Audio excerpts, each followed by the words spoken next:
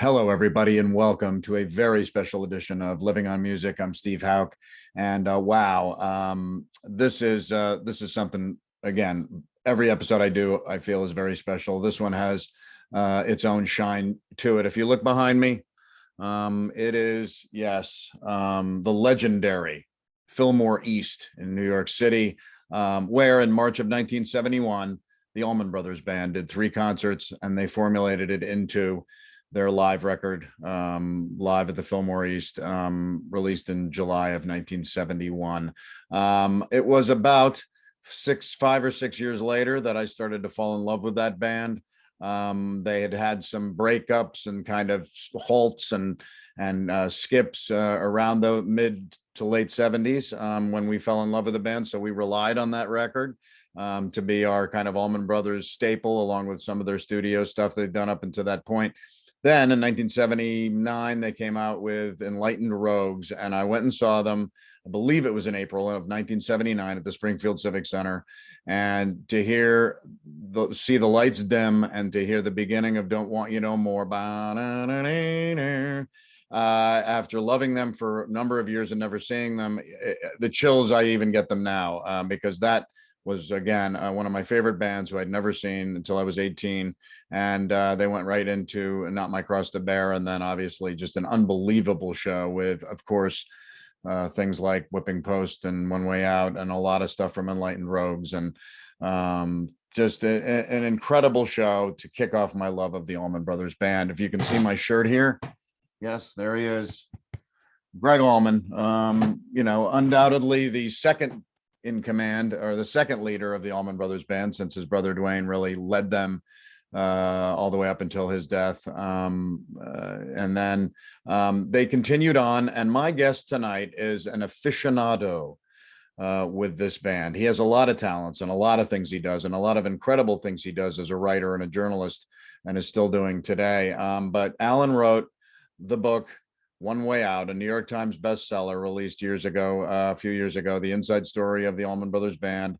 And just an incredible chronicle of this band. I got it when it came out, read it, was like, God, this Alan Paul guy's amazing. And then I've learned about him over the years, and that's why it is such an unbelievable thrill to have Alan Paul on with me on Living on Music. He also has written a book about Stevie Ray Vaughan called Texas Flood, kind of an inside story of the life of Stevie Ray and his years also with Double Trouble and things like that. Continues to be a writer for the Wall Street Journal online, and has just finished a piece recently on Government Mule. He recently interviewed Ringo Starr. I think when we talked the other day, he had just gotten off finished an interview with Paul Simon.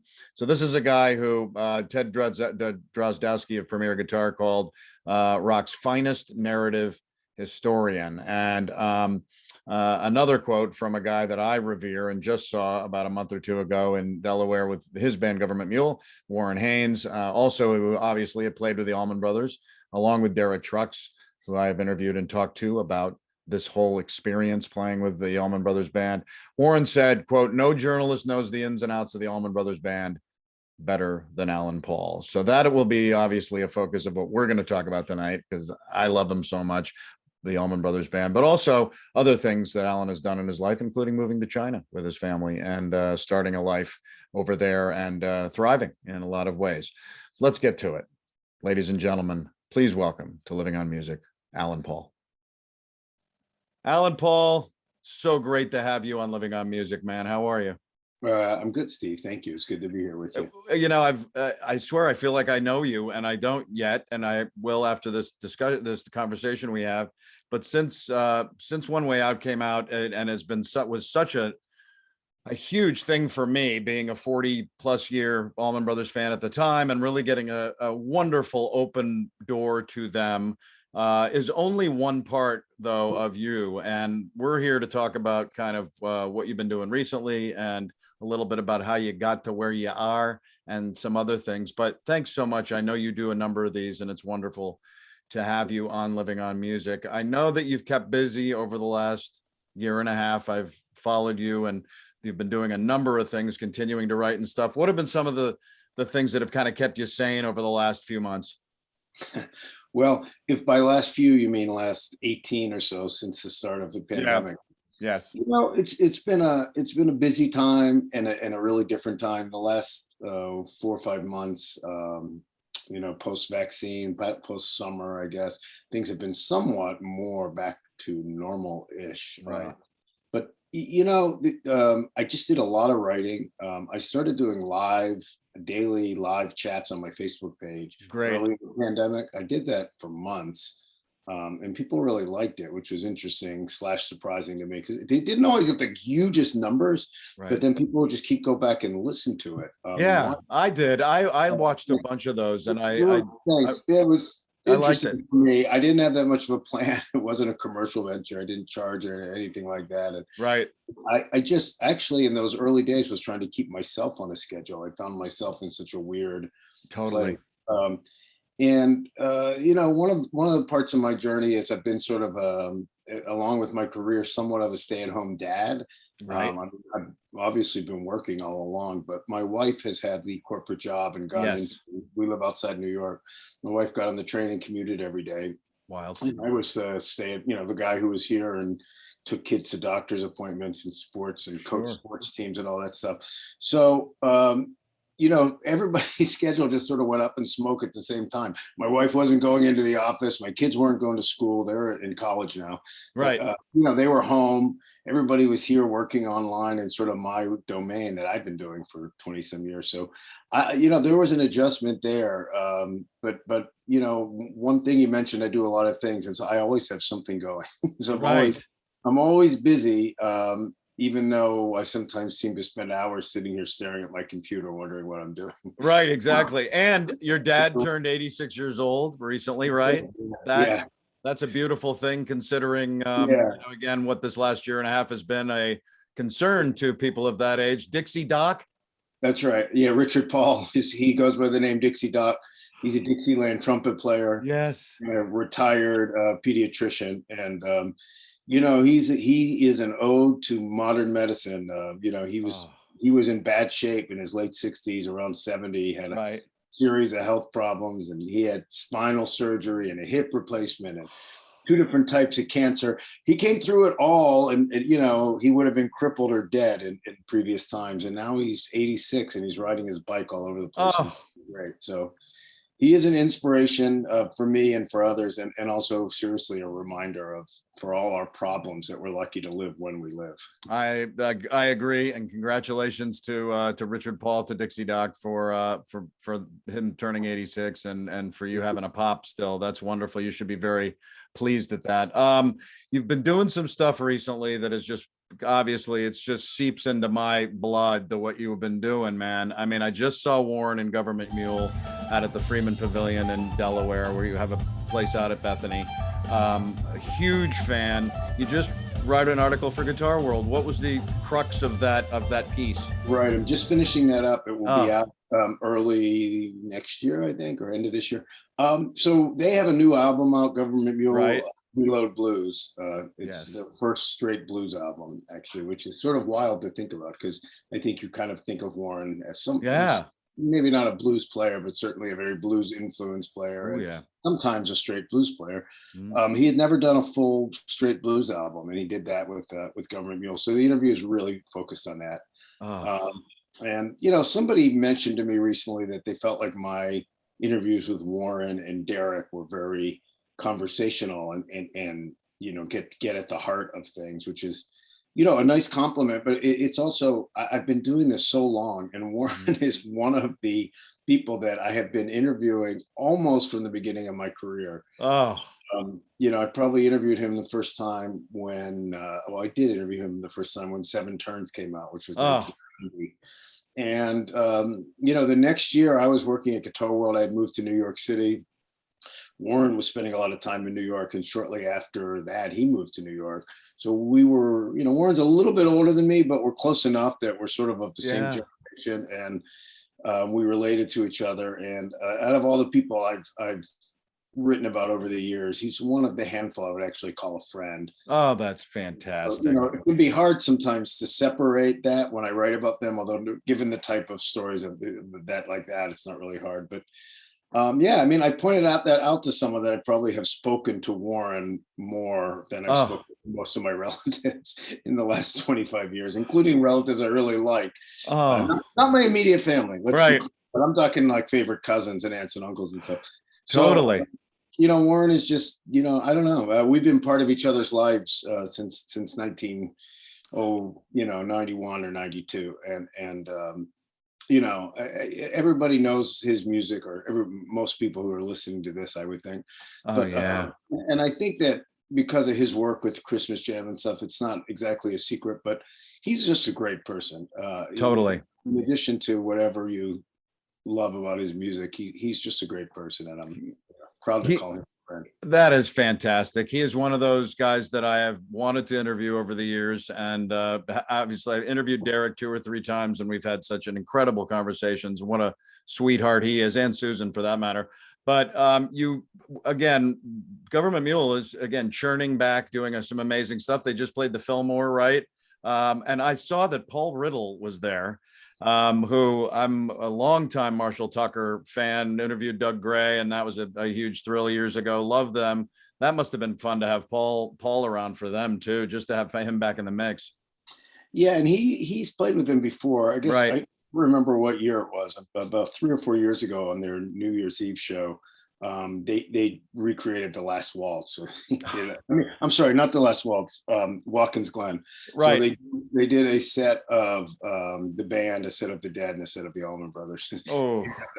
And Paul Riddle was there to play second drums on the Allman Brothers stuff. And he was great, and I spent a lot of time talking to him that night. So, and I actually just spoke to him recently for a book I'm working on. Very nice guy, very smart guy, and great interview. If you want his info, I'll be happy to put you in touch. I'd love to. Talking to those guys, and that's been happened over my last 20 years, as you I'm sure have felt at times, is being able to talk to these people intimately or one-on-one who you've relished their music for years. I remember standing and talking to Peter Wolf at length too. People like that, Jay Giles, Peter Frampton, people like that we both love, and that's what the writing is all about. And we'll talk a little bit more about that. You also just interviewed Ringo.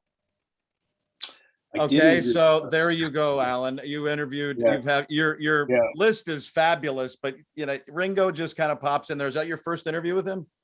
It is. It's the first time I've interviewed any Beatle, I would say. Fabulous. Yeah. So over the last 2 years, I think I've started in earnest writing musician profiles for the Wall Street Journal. Yes. I've written for the Journal in various capacities since about 2005. Sometimes earlier, then I've had periods where I didn't do as much. But over the last 2 years, I've been doing these musician profiles for the Weekend Confidential, which is an interview piece that runs every Saturday in the review section. Right. And actually, it began with Chuck Leavell. They wanted to profile Chuck. Somebody there, really fell in love with his documentary series about his tree work. And so they decided to feature Chuck, and knew about my history with the Allman Brothers. Yeah.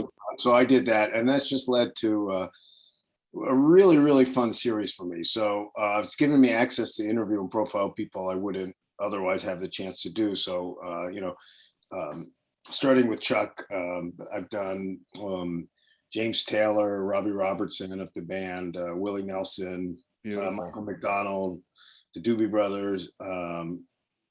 A lot of people, Ringo, and I just this week interviewed Paul Simon. Yes, that's what you said the other day, and I'm like, wow, the list. What was the one thing about Ringo's conversation with you that kind of stood out?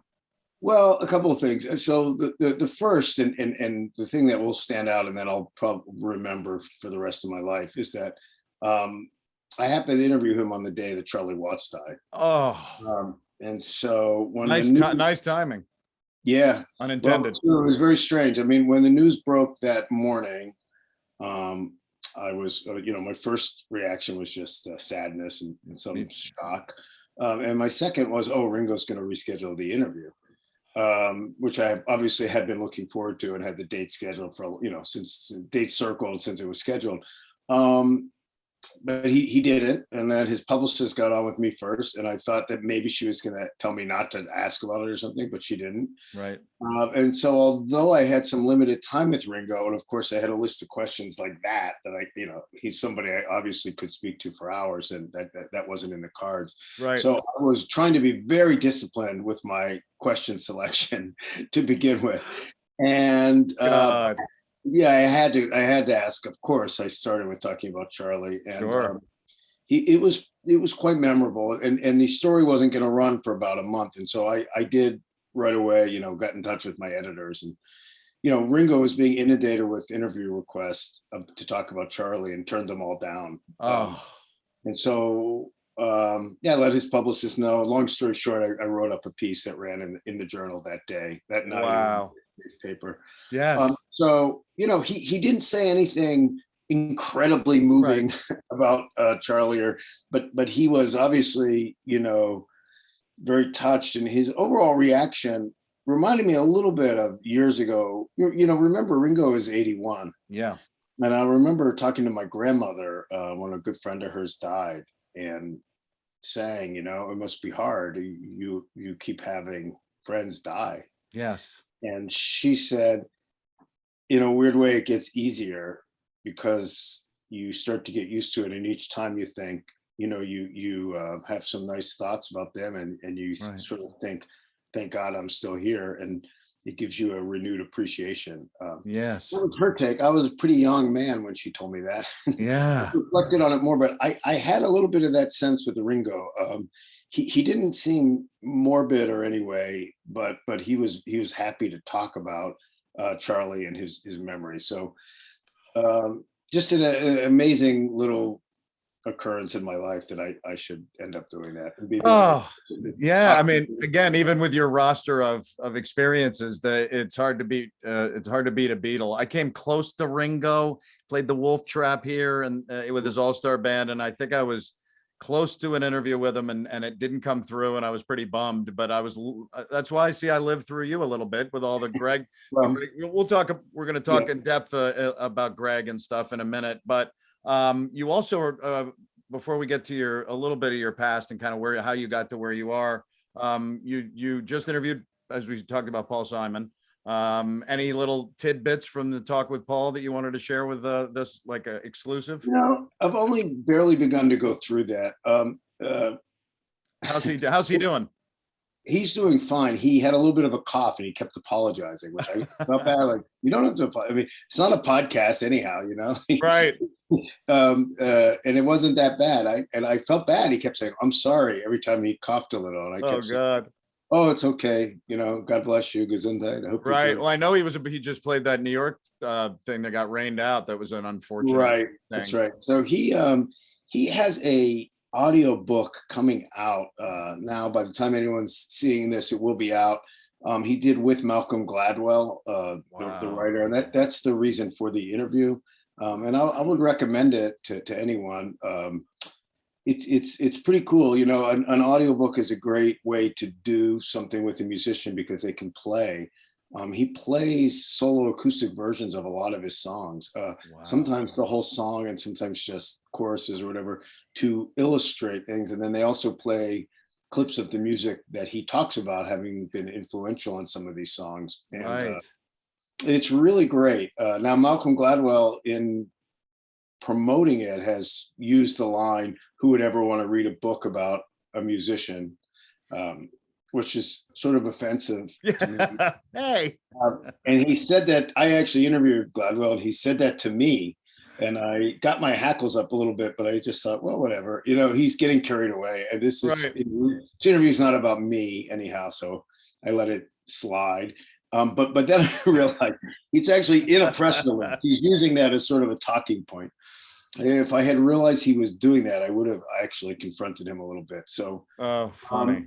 But having said that, I do agree with his larger point, which is that this is a wonderful that audiobook is a wonderful way to do a musician's biography. And oh wow, you know, I'm jealous of it to some extent. I mean, I would love to do. I've had ideas like that, to be honest. And I bet. And this was an execution of something I thought about. So I was actually excited about it, and I hope to do something like that with some people down the road. But I would never say who would ever read a book about a musician, because No. I'd be out of business if people started to believe that. So of all the people to say that to, it would be you. You know, like what? Yeah, well, I don't think I was so much on his radar. I was just a guy doing an interview. Right. Yeah, thank you. Exactly. We're going to talk about a couple of your wonderful bios that I adore. Wanted to talk a little bit about the Alan Paul history. This is your life for a second, man. Born in Alaska. And then you ended up in the Squirrel Hill neighborhood of Pittsburgh. But what was the move from Alaska to Pittsburgh? So my father is from Pittsburgh. My mother is from actually South Orange, New Jersey, close to where I live now, actually. And they had mostly lived in Pittsburgh prior to that. And they were in New York for a couple of years, where my dad did some training at Bellevue Hospital. My dad joined the Indian Health Service, which was a branch of the Navy. In 1962 or 63, because the war was starting to ramp up, and they were drafting doctors a lot. Having a young family wasn't going to be. My brother had already been born. Was not a dissuasion from getting drafted. Right. My dad did not want to go to Vietnam, so he joined. He did his service in the Indian Health Service, and then he had a choice of assignments between somewhere in Arkansas and Sitka, Alaska. So he chose Alaska. My folks lived in Sitka for 2 years, which is an island in southeastern Alaska. It was sort of like Green Acres or Northern Exposure type stuff. I mean, they got out there and bought a boat, and my dad was out, hunting, not bear, but they were actually hunting elk and moose and stuff, but they had to carry bear guns because there were so many grizzly bears. And my dad was really basically a Jewish doctor from Squirrel Hill. So it was life-changing for him. So then they liked it there enough that they moved to Anchorage for a year. And so I was born in Anchorage during that year. Wow. And they teetered on staying there. But both of them had families, and they didn't want their kids, me and my brother and sister, to grow up completely void of families. And they felt at that time that most of their friends up there were sort of people who were running away from something. Right. People had bad family situations or whatever, we all know the variety of things people could be running away from. At that time, the people they were in touch with, at least in Alaska, fell into that category. So they came back and moved back to Pittsburgh. But it had a huge impact on them. And my dad had a little bit of a heart. He never really went back to being a normal Jewish doctor. He's kind of an eccentric guy. And they bought a cabin out in the middle of the woods, about an hour outside of Pittsburgh. 4 or 5. So I was lucky, from the start in a lot of ways. And one of them was that I grew up sort of in the city of Pittsburgh and sort of out in the boonies. It was a pretty rough out there. It was more like a cabin. We still have the property, and now there's like a nicer house. That the original cabin got burnt down by an arsonist when I was in high school. Oh God! It's like a firebug type of thing. But anyhow, we rebuilt it a little nicer and have expanded it. So, but it's still more or less a cabin in an old place. So anyhow, I was really lucky in that way, and that really was just a growth out of my parents having lived in Alaska and experienced completely different way of life. Yeah, I bet. And coming to Pittsburgh, the city where the rivers meet, as Bruce says whenever he plays there, as a Springsteen fan. And I said earlier before we started recording that I know Pittsburgh well, having some family ties there. That's wonderful. Where did the music start fitting into Alan Paul's head? Was it from parental influence? Was it from any other? A little bit. Not more so my brother, my older brother.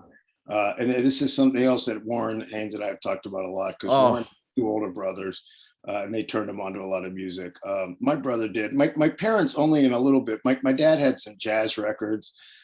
He got more and more into jazz as I was getting older. But I definitely heard jazz from him, and on the radio, my parents were always like, we had music on all the time. But my parents' musical taste was more classical, and my father jazz, my mother classical. So, but they had like some Pete Seeger records and Herb Alpert and Tijuana Brass, Peter, Paul and Mary, and that sort of soft folk, I would call it. Sounds like my living room. That's fantastic. I listened to that stuff and I really liked it. But then it was my brother, you know, really getting into stuff and just radio. You know, I listened to so much radio. I had one of those little white transistor radios with a white single earbud plug that I sort of hid in my room, and I would listen to Pirates games on it, and I would listen to just top 40 radio. Oh, and fantastic! Pull it up under my cover, and I can just remember like singing along to Steve Miller, right? You know, Beatles, Rolling Stones stuff on the radio, and just really got deep in my soul. But the Allman Brothers thing came really early for me. Great. Mostly because of my brother, you know, I think, but he exposed me to a lot of stuff. But that one just really stuck with me. He gave me a copy of Eat a Peach, and the actual original record is sitting up here. Oh, great. Oh, yes. I ended up framing it, and over the years, I got it signed by. Oh, perfect. Yeah, by everybody. I don't ask for signatures, autographs. I think it's kind of cheesy in my profession, but this one I had to do it. So when I brought it in 1994, I brought it to the hotel when I was interviewing Dickey to have him do it, and then I ran into Gregg, so I had them do it, and then I had it framed. Then years later, when I did One Way Out, I unframed it and had Butch and Jaimoe sign it. So. It's really because Eat a Peach was so special to me, because that was the one my brother handed it to me and said, you know, check this out, which is why I dedicated Eat a Peach to him, my brother David, because that record just connected with me in some way, and part of it was the art. You know, I would sit on his yellow shag carpet. Listen, my brother let me use a stereo. That alone was a huge deal in the 70s. Huge, absolutely. He let me play stuff on it, and if I was it just vinyl, or was there some 8-track in there, a cassette? No 8-track, but cassette. Yeah, but cassette was mostly for recording our albums, you know, right? And then listening in the car, or borrowing albums from friends and recording. Right, exactly. I guess we listened to those ones on there as well, but mostly albums. I mean, I was just listening to so much vinyl, and something about Eat a Peach, you know, I didn't really understand what like psychedelic drugs were. I don't think at that point, but I just opened up the album cover and I just look at that wild mushroom art for hours and just try to figure out who was what and what was going on. And it really resonated with me. So in 8th grade social studies class, or I think we called it culture, whatever class, we had to write a story about a great American, and most people wrote about like Benjamin Franklin, or, you know, Roberto Clemente was probably popular at that time. Big time.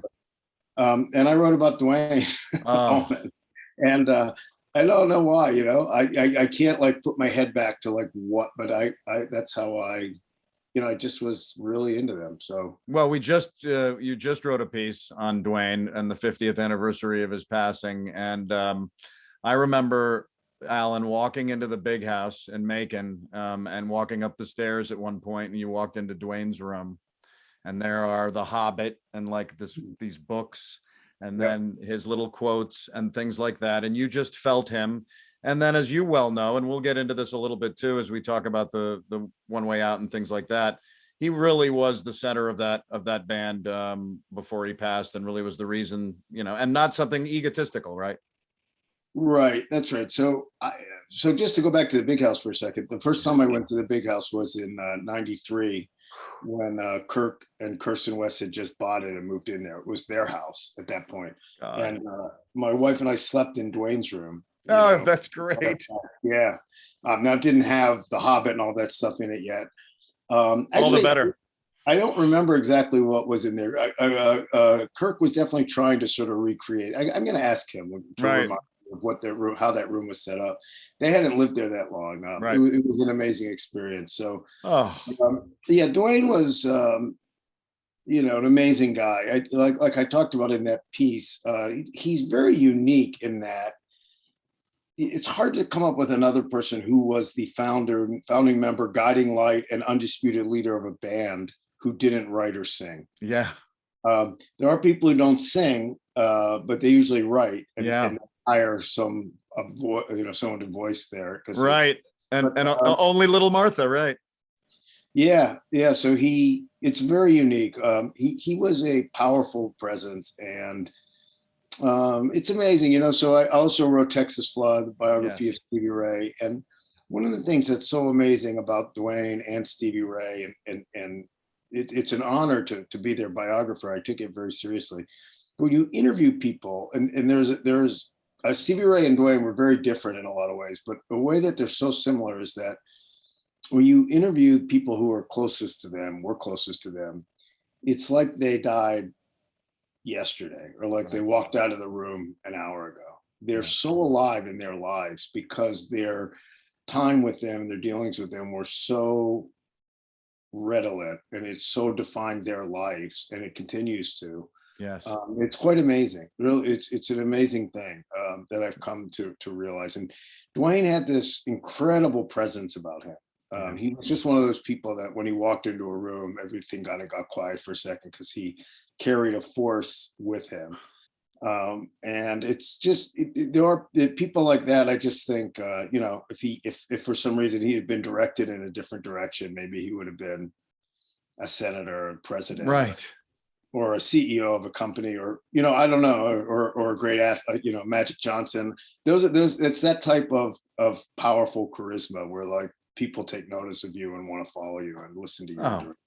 Yeah, absolutely. And we're definitely going to talk about One Way Out and the Brothers in depth in a second. But I love that you did that. Your writing began kicking in high school, and it seemed like you were continuing. You worked at, you at college when you met Rebecca, which seems like an incredible development in life that has carried all the way till now. And she's just an incredibly talented lady too. But you began to write. And how did the writing begin?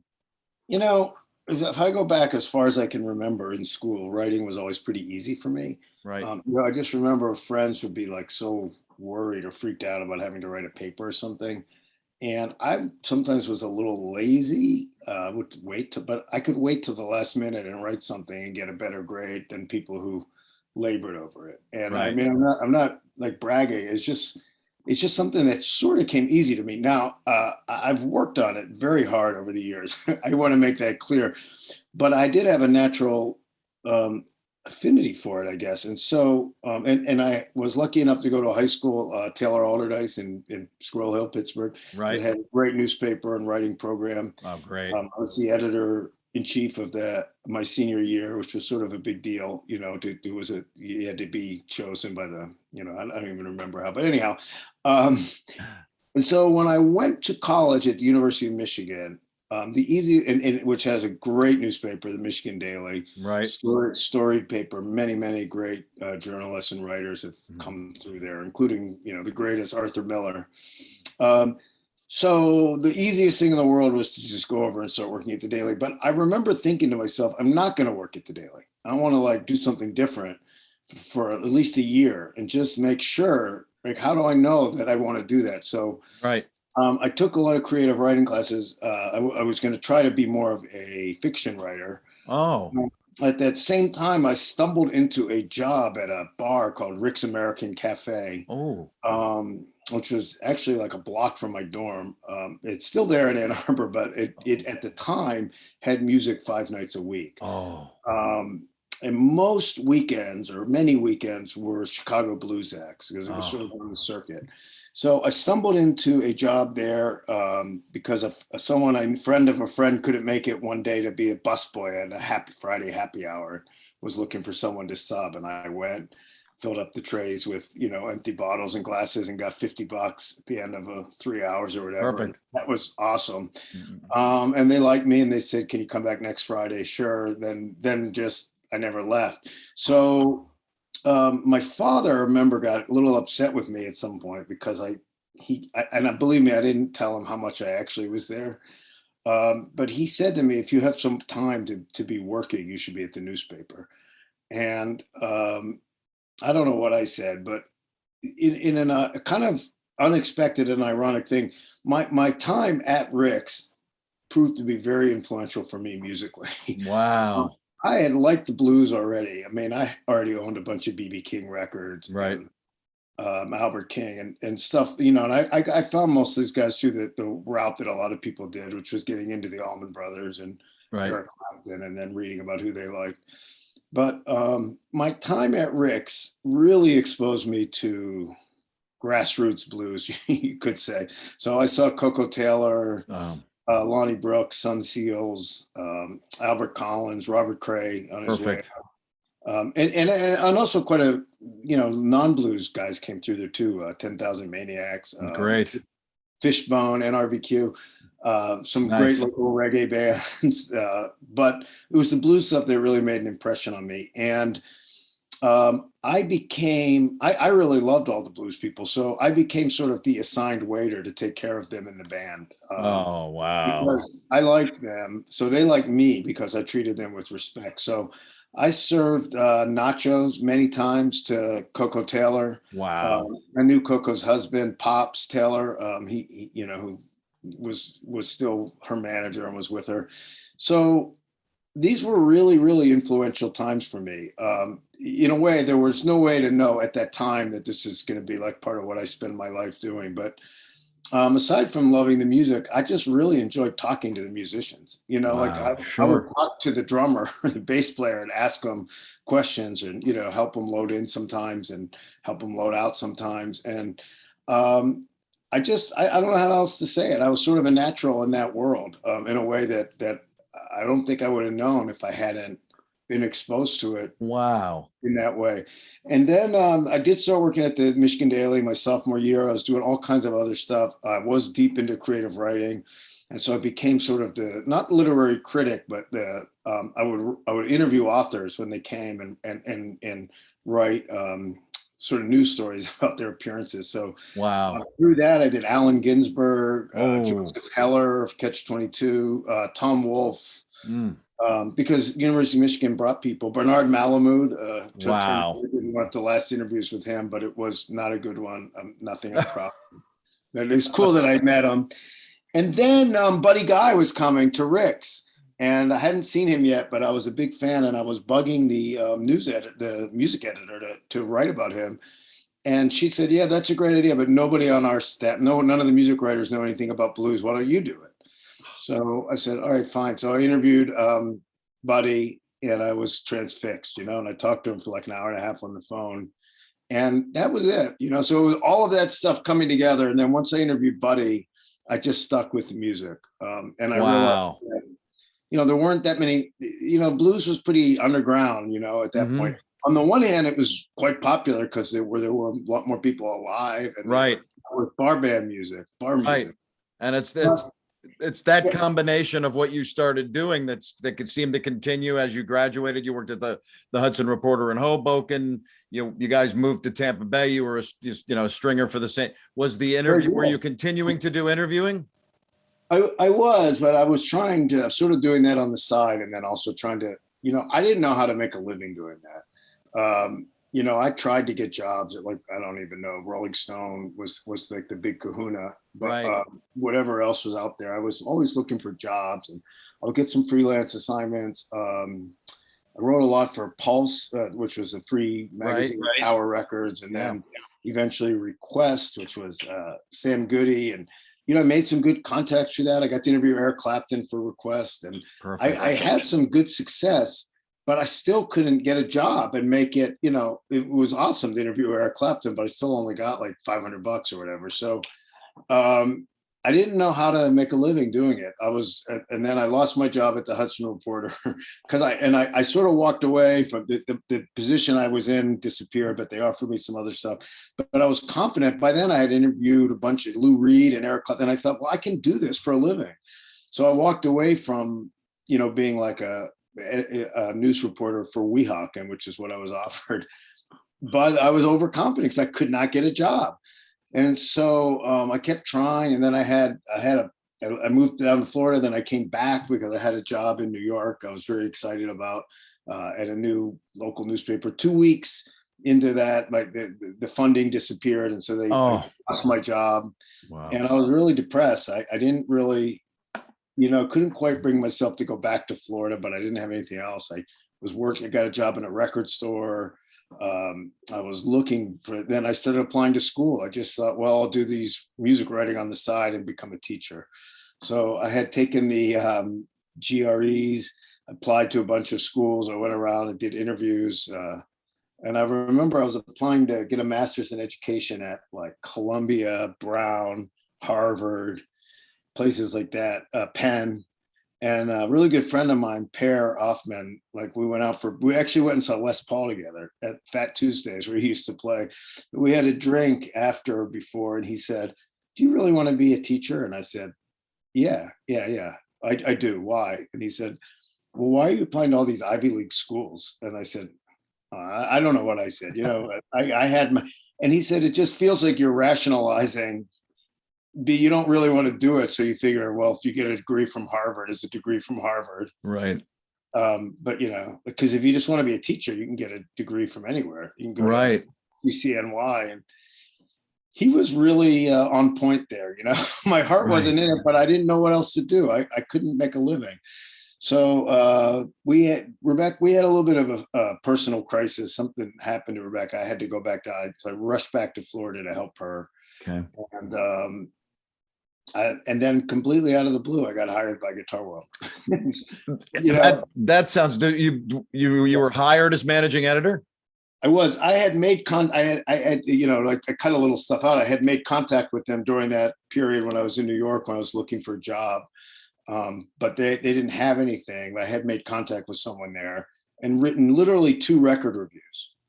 And I just had got back to Florida, and the guy called me and he said, "Listen, I know you just left New York and went to Florida, but would you move back here if there was a job?" And I said, "Of course I would, in a second." And he said, "Okay, we have a position. I'm going to recommend you, but I didn't even want to put your name in the mix unless you would come." So it really was like manna from heaven.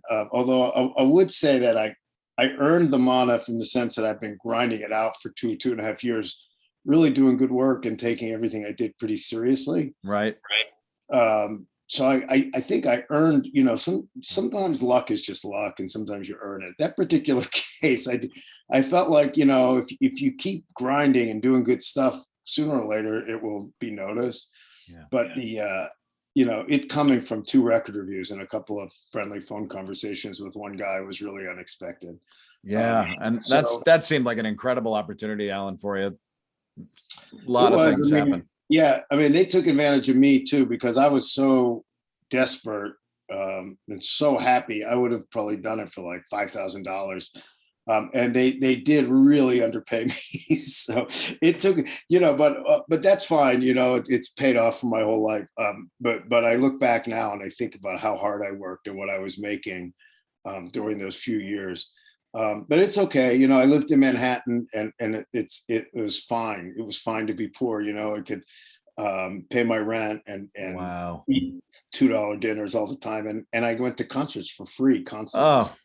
Yeah, I mean, you can't beat that. In 96, you guys moved to Ann Arbor, which must have been fun, kind of returning back to Michigan. Yeah, so Rebecca had been working at Newsday, and she thought she was going to lose her job when New York Newsday closed, so she started looking around. Long story short, she got offered a writer, staff reporter job at the Wall Street Journal in their Detroit bureau, and she sort of came to me and said, "Would you move to Detroit?" And I said, "Well, I'll move to Ann Arbor if we can do that." Right. I had been the managing editor of Guitar World for 5 years, and I was getting a little burned out. I mean, I worked really, really hard. I bet. And I did a lot of writing for the magazine because that's where my heart was. But I also had like huge management responsibilities with a small staff and a big magazine. So I had wanted to sort of just be a writer. So I went into Guitar World and quit. And I said, "Look, I'm moving. I can't really be talked out of it. This is just personal decision. Right. And they were like, "Oh, don't quit, just why don't you just stay on staff and be a writer and run our website?" Because the web was just emerging. And Guitar World was actually, we were pretty good at, or we had a really great website by 1995, but it was run by people who weren't really that great. So right. That was my first revelation of how underpaid I was. I basically just kept my salary. I gave up my benefits, but by then I was married and just got on my wife's health plan. Right. And I was like, wow, so now I'm making the same money.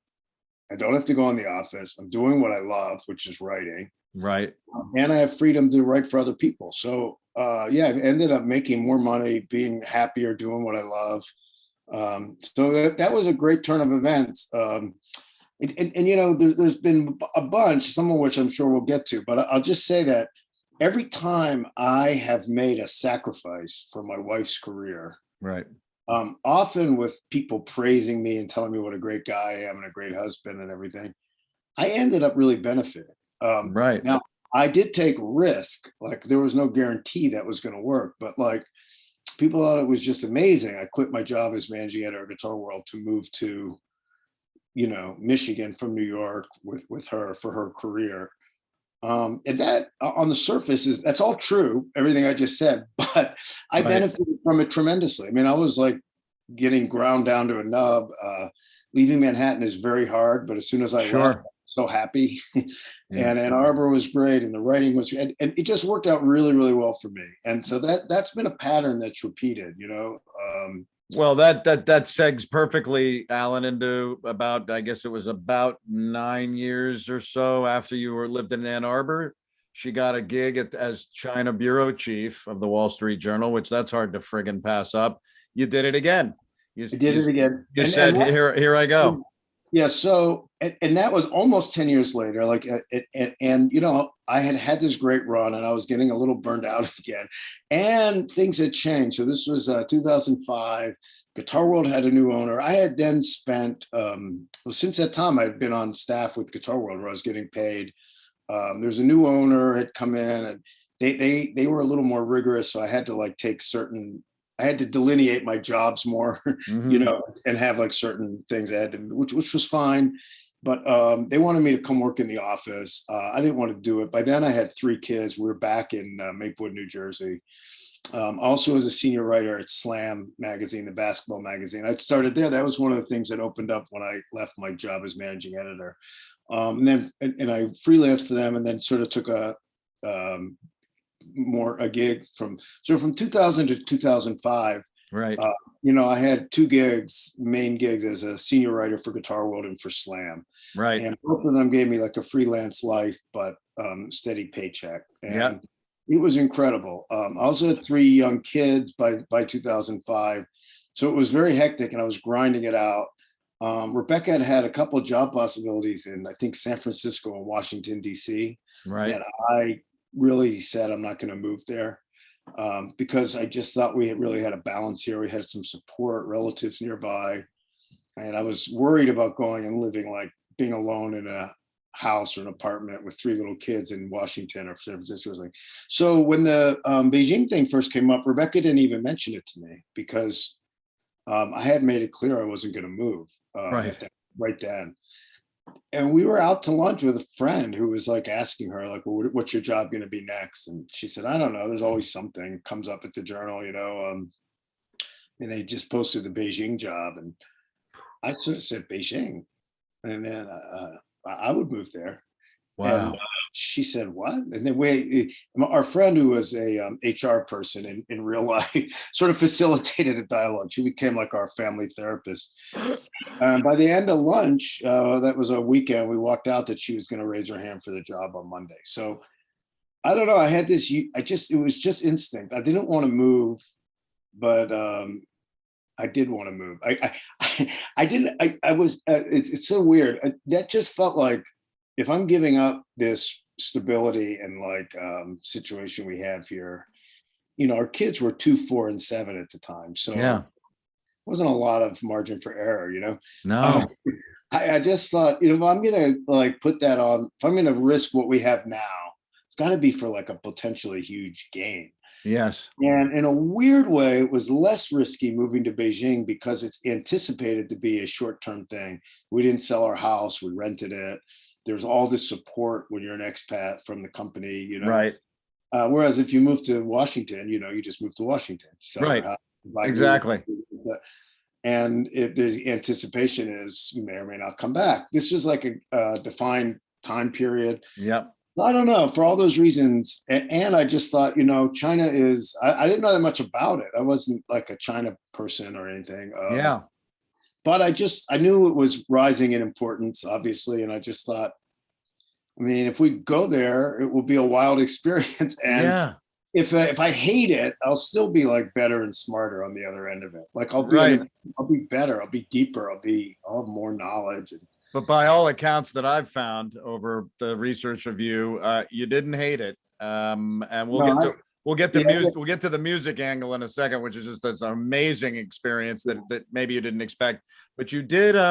You know, you guys settled in. I loved some of the comments about being followed around everywhere when you got there, and obviously. Right. Yeah. So that was more, just to be clear, that was mostly because of our daughter. Yeah. Well, first having 3 kids, you know, made you an attraction, sadly. Yeah. So as remember, the Chinese generation, sort of our age and older, had huge families. Yes. People in the early day, you know, people. You know, the communist revolution, I think, ended in 1948, or so. Those early years, you know, Mao was urging everyone to have kids to build up the Chinese population. So there was a generation born between, like, I don't know. I mean, I'm making this up a little bit, but roughly 1950 and 1965, had huge families. And then, of course, eventually they had the one-child policy, and so there's a whole generation of people with 1 kid, but their parents, grandparents, you know, had 6, 7, 8 brothers and sisters. They longed for big families. So we, with 3 kids, could be like people. You know, it was touching. You know, these older Chinese women, especially, they would see us and they would be like, you know, they would count them. Our son 3, you know, 1, 2, 3, and point to them and like sort of say, "Are they all yours?" And say, "Yes," and they go like, you know, they just loved it. And all our kids when they were little were blonde. Our sons had kind of like Jufros, you know, blonde curly afros. Right. And our daughter was blondish and had these big blue eyes. Wow. And so it was both the blonde hair, the curly hair, the 3 kids, and the little blue-eyed angel, you know, which is how they viewed her. I mean, and especially outside of Beijing, you go to restaurants, the waitresses would fight to take Anna. It was incredible, you know, like they would just walk around with her and take pictures. And classic. It was an incredible experience for everyone in our family. And I bet. And it ended up boosting both of our careers, Rebecca, tremendously in ways that we had no way of knowing. It absolutely no way of knowing. Well, I bet she probably churned along in that Wall Street Journal position. You had the expat life for WSJ.com, which got really wonderful feedback from that, I've heard. Right. Thank you. Yeah. So also it was the beginning of me writing for the Wall Street Journal. I had, you know, Rebecca, obviously during, she started working there in 95 or 96. So she had been there almost 10 years. My life was completely separate. I had nothing to do with that. No. But there were some, you know, I had this idea of writing a column from Beijing, and I was sort of starting to compile it. Not necessarily for the Journal. I didn't know where. And she came home one day and said, you know, they're actively looking for like more lifestyle type things from China. Like, you know, they had a meeting where that was laid out. And I had already written sample columns, but I didn't quite know what I was going to do with them. So long story short, with that prompt, I got in touch. I kept my thing completely separate from her. It was a little uncomfortable for me to start working for the Journal, especially since that column wrote about family life and stuff. Right. But we navigated that. And Sounds like it.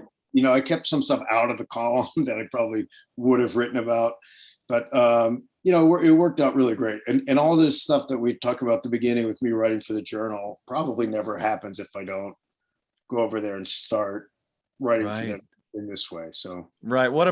That is wonderful, Alan. What I mean, that is not an easy transition, no matter how open you are to it, to change from Jersey to Beijing and then come back. It sounds like your kids did fine. You both did well. And in 2007, you had a jam session, and it was with Dave Lovinger and Woody Woo. And that began, I mean, what an amazing experience, considering that music wasn't a overwhelming personal part of you. That is amazing. How did that happen? It's such a crazy story. So my book, Big in China, by the way, is out of print. I got the rights to it back, and I'm working on an expanded version, an updated version. I've sort of put it on pause because now I'm doing another Allman Brothers related book, which I'm excited to talk about eventually. I will get back to it because I don't think I'm done with Big in China. That thing was just crazy. I mean, I moved to China dedicated to the idea that I was going to play a lot more music. So I didn't have some time. I've been, like I said, been working. I've been grinding out. I was walking away from my full-time job at Guitar World and Slam, had then nothing but time. I continued to do some work for them, but not like I was. Right. I was writing a lot of articles every week, and I was just like free. So I was just sort of writing about my China experiences. And I'm going to play guitar. I didn't touch my guitar really for the first year, maybe a couple of times. I came home for the summer, long break that first summer. I bought a new guitar to inspire me, an Epiphone copy of a 335. I had some great jam sessions, mostly with the guys here who are now in my band, Big in China. We've been playing steadily since I came back. But at the time, we were just friends jamming in someone's basement. And I got fired up again. Okay, this year I'm really doing it. I bring that guitar back to China, open up the case. When I get back, and the headstock was cracked off. So I was really upset. So I sort of threw it back in the case and put it under my bed, and I didn't even look at it for a while because I was so mad. I had explored like getting repaid by United or Continental at the time. That wasn't going to happen. It wasn't by warranty. So anyhow, it's actually a very fixable thing if you have a good luthier. Yeah. So I started looking for a good luthier in Beijing, and this guy Woody was recommended to me. So I emailed him, and since I wanted to make sure I got some decent service, so I said, "This is Alan Paul from Guitar World magazine. I got this broken guitar, blah blah blah." He wrote me back quickly. It worked. He said, "Oh, I looked you up on the internet. You've interviewed so many of my heroes. I'd be honored to fix your guitar." So we make an appointment. I go down. Woody meets me out in the parking lot because it was in this kind of there's some really crazy complexes in China where you could never find the actual building and office. So he told me to call him when I got to the parking lot, and he met me, and he came out to help me out of the cab. And he's 12 years younger than me. So I think I had just turned 40. So he would have been 28. And, he had long hair. He was wearing these aviator glasses. He had like a bunch of tattoos in a bunch of earrings in his nose and ears. And, he helped me out. He was wearing like a jean jacket, and he had like a biker chain on his wallet. And I thought, okay, this is kind of a cool dude. So, we straightened out what he was going to do with the guitar. And then he said, I'd love to talk to you. Now, I did during those years where I was a senior writer for Guitar World, I interviewed everyone, whoever they needed. Right. So I did not just the stuff, but I interviewed Metallica and Megadeth and just whoever, lots of pop bands, punk bands, anything. Great. And I just figured Woody was more like a metal guy, from the way he looked and his age, and metal was pretty popular in China among musicians. Sure. So he takes his jacket off. He had like a jean jacket on as we're talking, and he's got tattoos all over his arms. And I could see like English letters under, like just barely visible under his left arm, so under his sleeve. And I said, "Hey, what's that?" So he pulled his sleeve up, and the letters were SRV. And he has Stevie Ray's face like that big. Oh my God. By the way, God. It's a cool tattoo. It's like a jailhouse tattoo. I mean, it was, he got that before. Now the tattooing is very popular in China. You can get but this was like, some guy just learning how to tattoo. So I was like blown away. Here's this 28-year-old Chinese guy with Stevie Ray Vaughan, and that was the stuff actually he had read of mine and liked. You know, I wrote a liner note in the SRV box set, which was fairly new at the time. So for me, it's like, oh my God, I just met this young Chinese dude who loves Stevie Ray. And he's like, this American guy who wrote the liner notes to my favorite artist just happened to show up in my shop in Beijing. Like, what's the odds of that, right? So we were very happy to meet each other, you know? And that's it. Like, we started being in touch, and I just thought he would be a guy who could show me around and take me to see some bands and stuff. And then when the guitar was ready, he told me that his band was playing and would I like to come see them? So I said, sure. So I said hi to him before the show. He showed me the guitar. And he didn't, you know, there was a bill in the case, but he didn't ask for money, which also struck me right away, because in China, things are very, at the time, now they've gone cash free. Everything is like cute online pay, you know, it's just, yes, you know, but they were strictly cash then. And in China, nobody would release anything without cash up front, you know, and Woody just being like, whatever, there's a bill in the case, struck me, you know. Then he said, well, would you like to play a song with us? And I said, sure, just keep it kind of like a simple blues progression so I don't get lost. Oh yeah, no problem. I'll call, what, you know, he said, all right, we're gonna call you up. It's a blues in E. Perfect. So we put the guitar on the stage, and I got up and I played a song, maybe 2 songs, and it was cool. I just sort of sit in the background. One of the songs I played a little solo. Woody was playing lap steel, which he hadn't mentioned to me at all. Band was really good. They were called Sand. It actually had been a sort of well-known Chinese rock band, sort of a Chinese vocals or lyrics, Dire Straitsy sound. Wow. Bluesy, but not blues. And they were really good. So I played the song. I was happy. Played 2 songs, and then I sat back down, just sort of waiting for the end of the night. Then the leader says something in Chinese that I could only half follow. He introduced me, said, we have a very special guest here tonight, famous American rock journalist.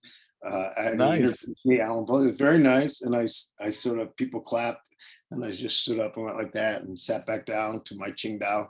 Then he said something else I didn't really understand, and everyone started clapping and looking at me, and I didn't know what was going on. And I looked up at him, and he was calling me back up. So I thought, oh, okay. I had a little bit of a fight. I almost felt like running out, you know, but my guitar was up there. So I went back up, and he left the stage. He was turning over the band to me as like a gesture of goodwill. And I had never really got up front and sang in that way before, you know. I would sometimes, and I was like stunned. I didn't know what to do. So, and the only person I could speak to at all was Woody, spoke English, you know. So I just was rifling my head, like, what can I play here? So I went over to Woody and I talked to him, and we played Dead Flowers by the Rose. Beautiful. I think it went okay, you know, and then I played Deep Ellum Blues, so straight blues in E, you know, and I knew it would sound great with the lap steel. Love Deep Ellum, yeah. Did a very simple version of Southbound by the Allman Brothers. Beautiful. Sort of I was just rifling my head for songs I could sing comfortably. I bet. And it was great, you know, and I was just happy that it wasn't a disaster. And that was it. I thought that was it. Again, I just thought Woody would now be my friend, and he wrote me and said, I thought your singing was great, which was like, oh, okay. You know, I just thought of myself as a serviceable guy who could get a song across. Right. And he said, I'd love to do more with you. And I couldn't believe it. Like, he fell in my lap. He was a great player. I had to just so I had a friend who had given me an open offer a while ago. She had a great restaurant near us. She wanted me to host an open mic.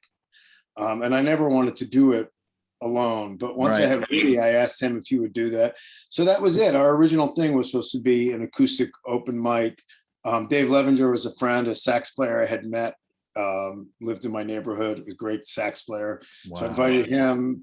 Long story short, nobody really showed. One person showed up to play at the open mic, and we just had him jam with us, and we played all night. We did 2 sets. Oh, it worked. So we said, oh, let's do it again. But, you know, let's add a bass player. Let's add a percussionist. Let's replace the percussionist with a drummer.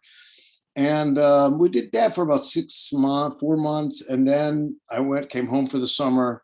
when I came back, Woody and I had emailed and we decided to wrap it up. He brought in a great bass player and drummer, and that was it. We started on a real path. And a year later, we were voted the best band in Beijing in a magazine poll. I mean, it's such a great thing to watch the evolution of that. In fact, you guys, we've got a clip here of Woody Allen Band. This is from 2008, and I love this song. You guys started, there's a groove that you started getting to, and I even some of the lap steel I think is in the end of this piece, but this is a little bit of Woody Allen Band featuring Alan, Paul, Woody, and the rest of them. A little bit of Come to the Edge. He said, we might die.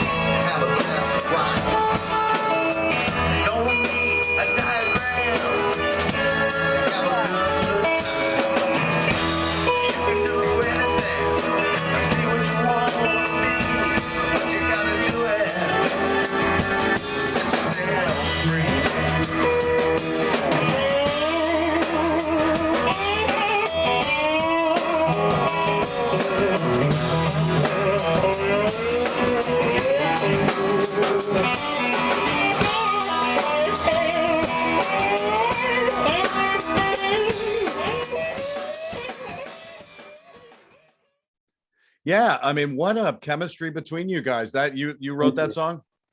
I wrote that song. That's actually a pretty early version of it. I wish we had a better version of it existing, but we don't. But I love it though. Thank you. I'm touched that you found that. I found that fairly recently on an old computer actually, and posted it. We were mostly doing covers. It was all really fun. We were just kind of jamming, and then we started stepping it up. We played a much bigger place. It was really like the largest rock club in Beijing, and I was just happy.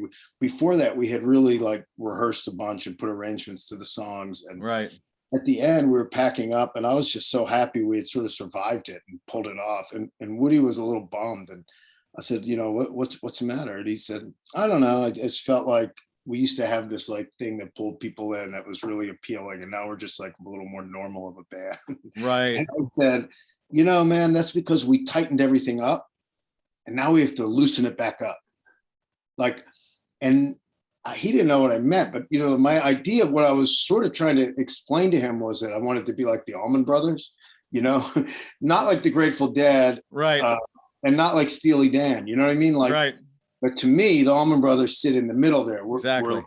You're going to rock out. You are going to start with a riff that's going to be the best riff you've ever heard. You're going to end with the best riff you've ever heard. In between, you're going to each person is going to solo in a way that expresses their individuality and does whatever they want. Yeah. And when you look at each other, boom, you're back on that riff. Oh. And what I finally realized is I was trying to explain something to him that he didn't know the Allman Brothers.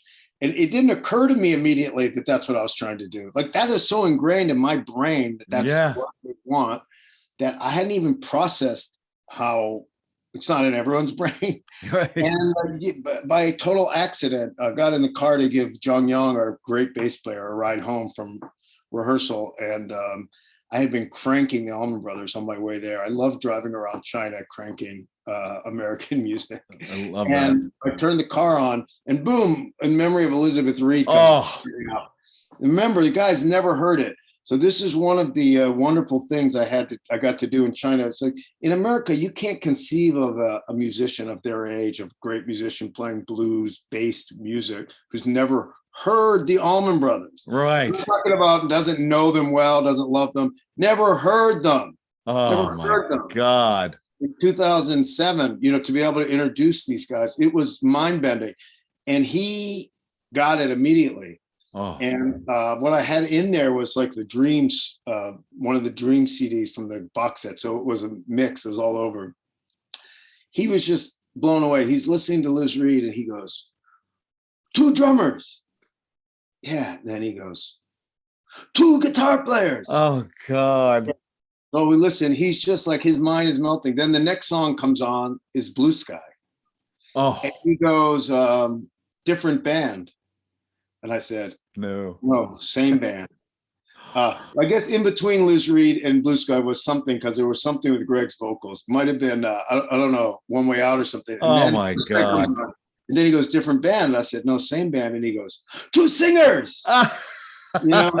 Yes. So, oh my God, these guys have never heard the Allman Brothers. What an idiot I am that I didn't think of this immediately. Lucky that happened. I go home and I just start making them burned cassettes of my favorite Allman Brothers stuff. And that was it. I brought it to the next rehearsal. I gave each of the 3 Chinese guys that CD, and we came into the next rehearsal after that, and they were playing Statesboro Blues. Oh my God. That is, and, maybe we would have advanced faster if I had played that for them the first day I met them all, or maybe they wouldn't have maybe they had to play with me for a while first. I don't know, but that changed everything, and it was, if I had done nothing else in China except introduce those guys to the Allman Brothers and get to experience them experiencing it, it would have been a worthwhile 3 years, because it was an incredible thing for me. Yeah, I bet. And I'll tell you one interesting thing about Paul Simon that relates to this. I'll just tell you that in that audiobook we talked about at the beginning, one of the things Paul Simon said is that when he was first getting into folk music, he was a little timid playing it because he didn't feel authentic, sort of. And he went to England for a stretch. And in England, he felt liberated to play and sing any of this stuff because he was an American and he was representing America. Wow. When he was in New York, he was a Jewish guy from Queens who felt he lacked maybe authenticity to play that stuff. And when he was in England, he was American. I had a very similar experience. Being in China, I was timid here when I would sing, and I was scared to sing like an Allman Brothers song because I have Gregg's voice in my head, and I couldn't escape hearing him and feeling horrible about what I sounded like. Or if I would sing a blues song, I would have Howlin' Wolf or Johnny Copeland or B.B. King in my head and think, what a clown, who am I to sing this? But when I was there, I started singing it and I felt I'm an American, this music is so integral to me, my particular life and story. So I felt liberated to do it, but I also felt an obligation to do it as well as I could, because this music that is so important to me, I'm the one introducing this Chinese crowd to it. Right. I am introducing them to Statesboro Blues. I'm introducing them to B.B. King. I better do a really good job. I hurdled a lot of inhibitions that I don't think I ever would have doing it here. Wow. Both because I did feel like I had a right to it as an American. Yeah. And because I felt an obligation because of the respect that I have for this music. Sure. That if I was going to be the person that introduced them to this stuff, I couldn't half-ass it, Yeah. And the people that I love, all the people we're talking about, the thing that connects them all in a way is they never half-assed it. And then they have to be all in. That's really what I took from all that music. So I've played a lot of music since I've been back, and I never would have done it without that experience in China. I probably would have remained more of a party jammer and sitting friends bander, which I had done for years. So it's not like I had never been on stage exactly, but I had never fronted a band, and I had never consistently been on stage and been touring and been playing clubs and festivals and all the stuff I did. Oh my God. Well, now you've just made me dedicate One Way Out to you that I'm singing in 2 weeks at the biggest gig I've had in a year and a half. And it's going to be about 100 people. And I'll remember you talking about bringing the Allman Brothers into the Chinese. Yeah.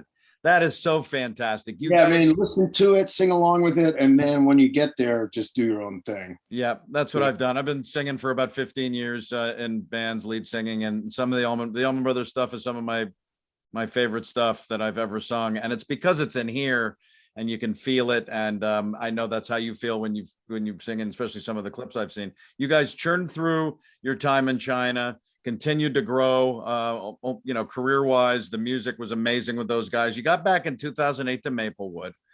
You wrote Big in China.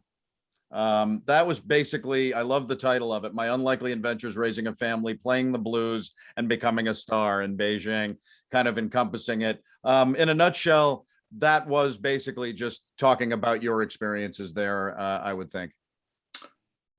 That's it, exactly. Yeah. So, and one of the reasons I want to do this expanded version is, one, I have 10 more years perspective. And the life we lived is gone. There's very little expat life in China now. Wow. For a lot of reasons, especially it was already wrapping up for political and other reasons before the pandemic. There's no Western journalists there. So literally the exact things and we were in like a cohort of journalists. Mm-hmm. And a little more perspective on things that were interesting that I left out of the book the first time that I'd like a chance to double back on. So it was a life-changing experience. And I remember talking to my dad before we had accepted the job when it was offered. And we were talking at the beginning about my parents' experience in Alaska. And I remember my dad saying, our time in Alaska was a life-changing experience. And I think China will be that for you. And you can't say no to this. This one, we were still sort of like, just figure out a way to make it work. And he was right. He's not always right. He was wrong about me working at a bar in college. He's been wrong about other things, but he was right on the money about that.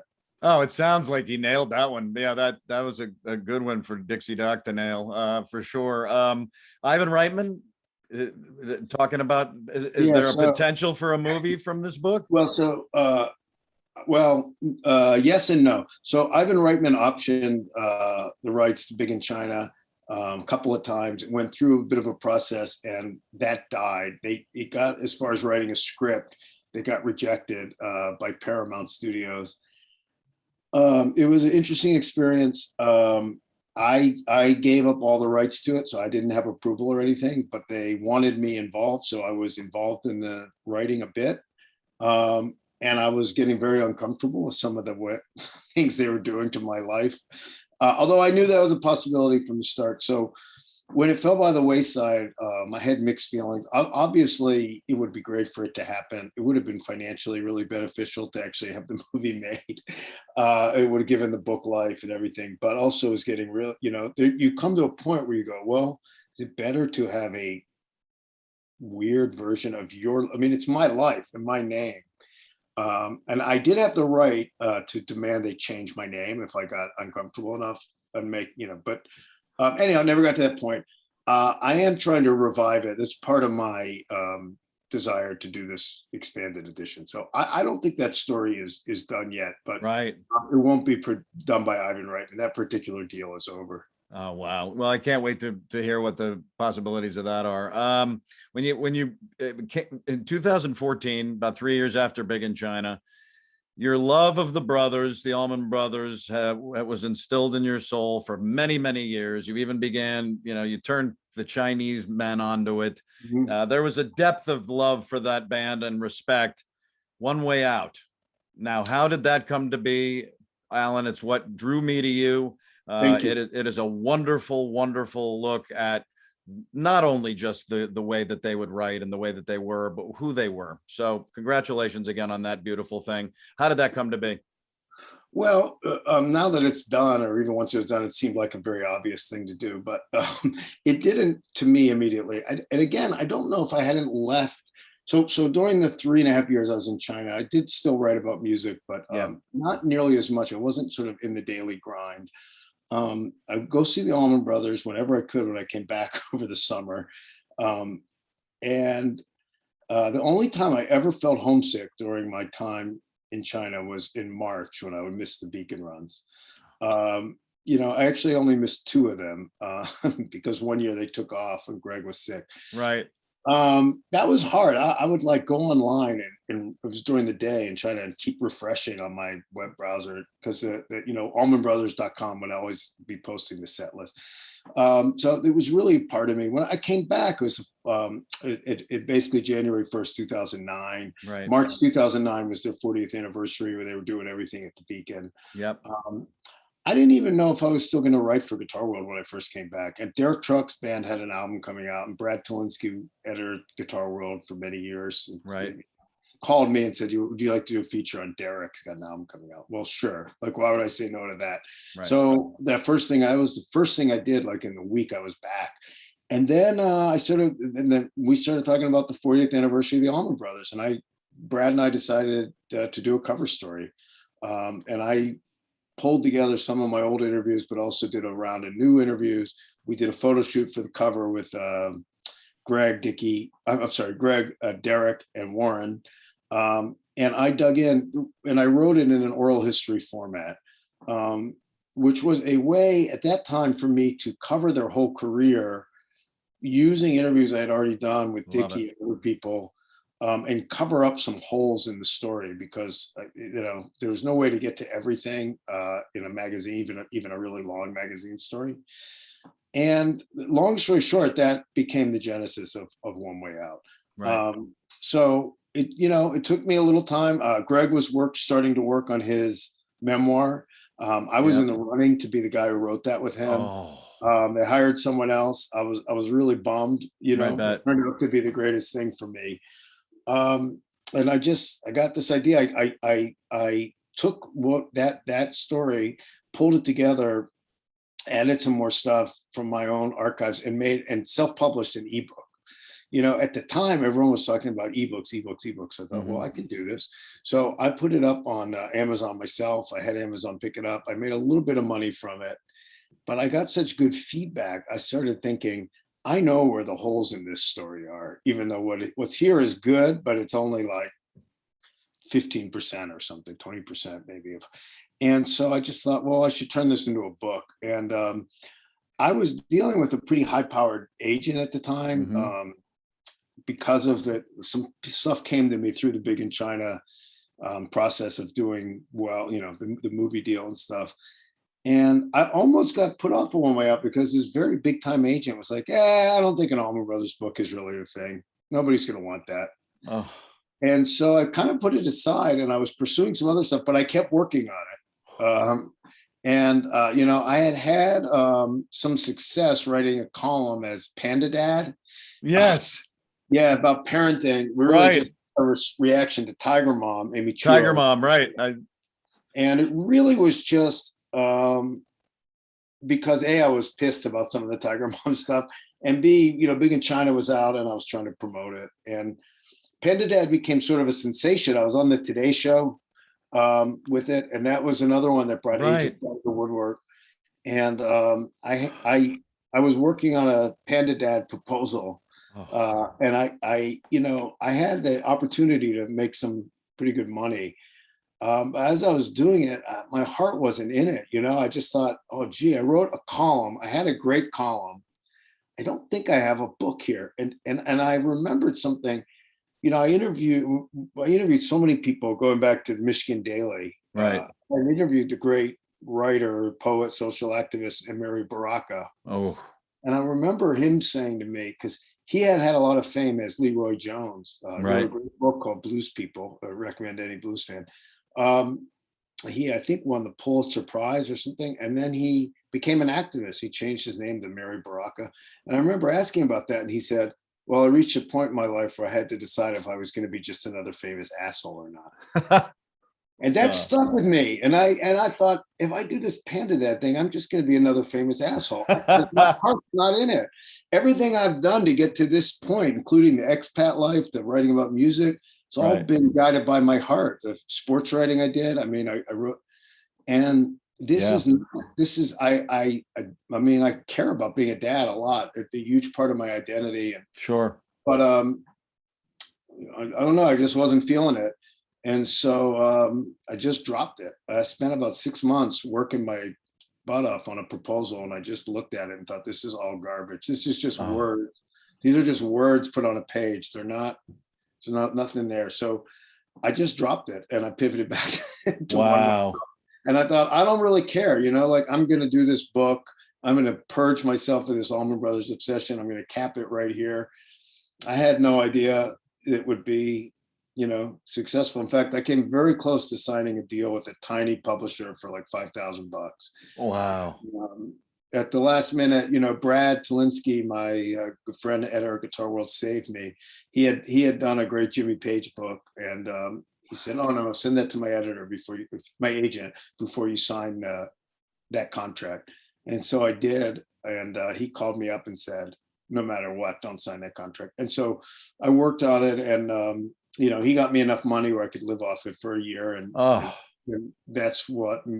that time is what allowed it to become what it became. Like I wouldn't have been able to afford to put the time in, for $5,000. So, and that again, just it was the obvious thing to do. But once I started, so I thought I knew where the holes were. When I started doing my interviews, I realized I have to open my mind.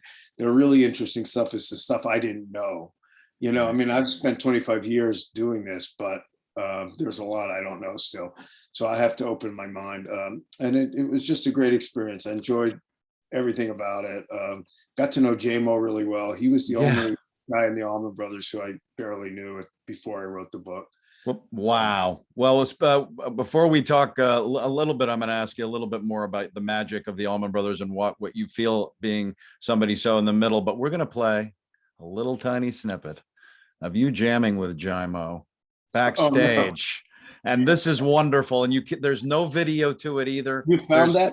I found it. There's kind of a still of something. It's kind of a weird angle of the room or something. I can tell you what that is, actually. Yeah. Well, what is it? Well, so that was at the Allman Brothers rehearsal space at SIR Studios on the west side of Manhattan. And right before, Brian Farmer, who was Warren's guitar tech, and someone I was really close with, died in I think August of 2014, after the book had come out. Wow. And so his guitars went up for sale, and I bought one. That's actually it. Oh, great. With Brian Farmer's Strat.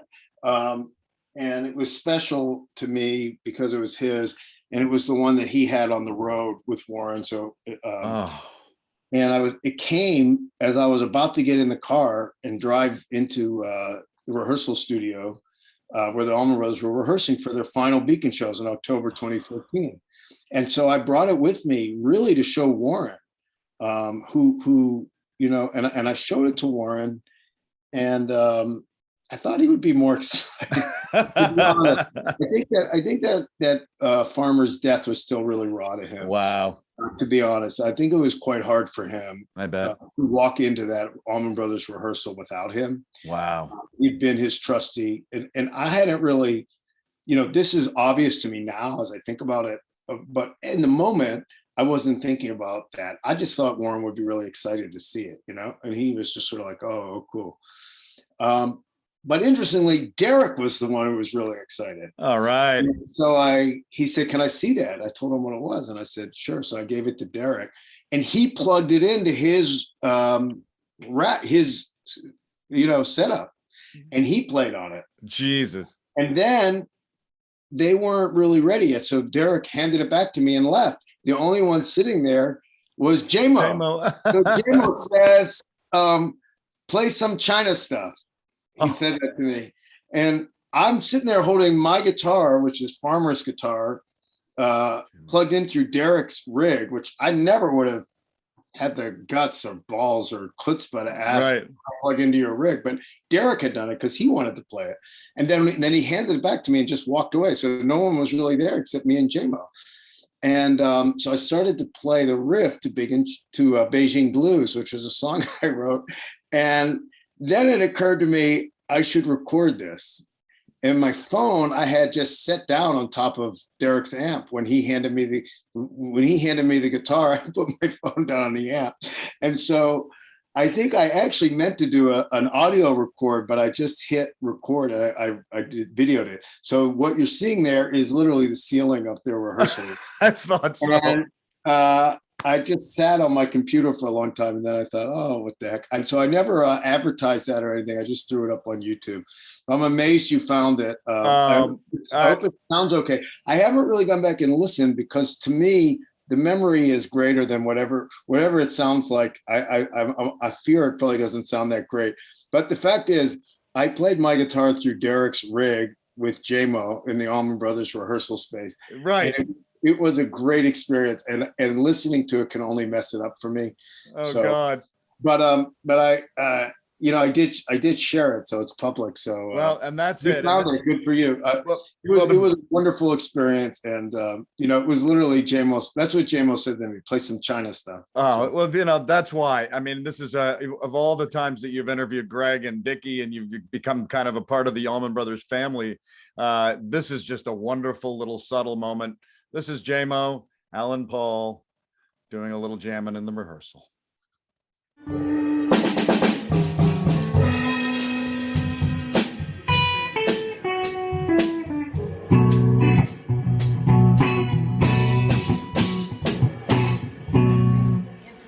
Yeah, that's like the intro. Then it gets going. It's sort of like a Thrill Is Gone kind of. Oh yeah. Yeah, that's the groove.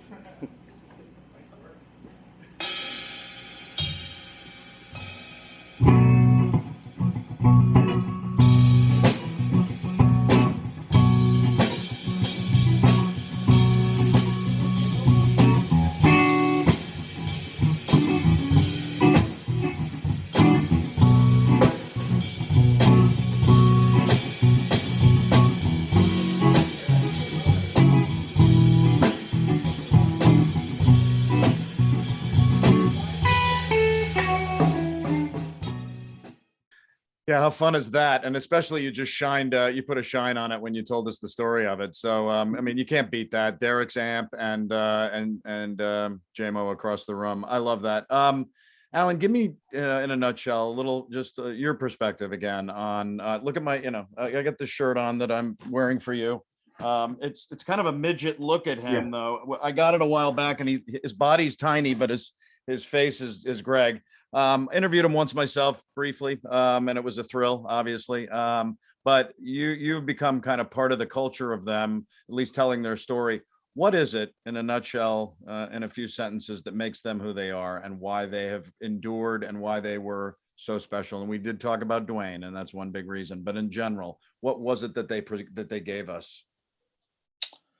Well, there's a lot of things you could say, but I think that the important thing with both the Allman Brothers and the Grateful Dead, for all the differences between them, is that they wrote great songs. Yeah. So all the instrumental majesty and the life lessons with the Allman Brothers, especially about perseverance and pushing through personal tragedy, which I think are really important.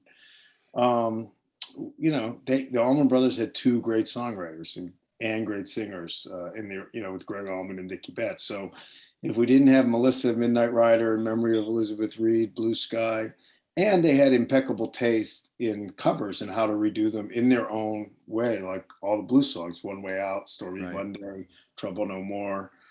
They took the best, blues, and they made it completely their own. So it's the songwriting, it's the great singing, it's the instrumental majesty, it's the unique approach to how to play these songs, and it's all of it together, and it still sounds fresh. There's plenty of music from the era that sounds a little dated now. You could still appreciate it.